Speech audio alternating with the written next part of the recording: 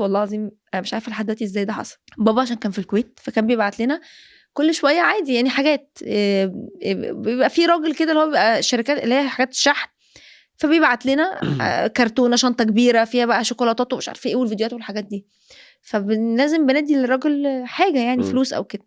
فاليوم ده ماما ما كانتش موجوده والراجل جه، ما كانش فيه بقى زمان موبايلات والحاجات دي. الراجل جه وصل، فانا ورانا كنا لوحدنا في الشقه، ففتحنا باب الشقه وهو واقف عندنا حاجه وصلت مش عارفه ايه، تمام شكرا.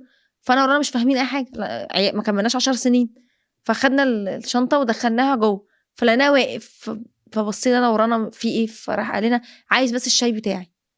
فقلنا له ماشي، تكلم بوضوح انت كمان. سيبنا الباب مفتوح، دخلنا، انا ولعت على البراد. ايوه انت حكيتي لي ده قبل كده افتكرت. ايوه انا ولعت على البراد، ورانا راح جايبه الكوبايه تحط السكر وبتاع، والدنيا والدنيا هو واقف بره فاهم، هو مش ما بيسالش ليه التاخير. المهم اللي انقذنا وفاتحين باب الشقه، قريبكم تقريبا معدي او حاجه. ابن عمتي معدي، فلقى واحد واقف واحنا فاتحين باب ومفيش حد، فراح دخل قال هو في ايه، فقلنا له مفيش، ده حصل كذا كذا وهو عايز الشاي. فقال له انت بتعملي ايه؟ بيبص لرانا بيقول له انت كمان واقفه تلقمي له.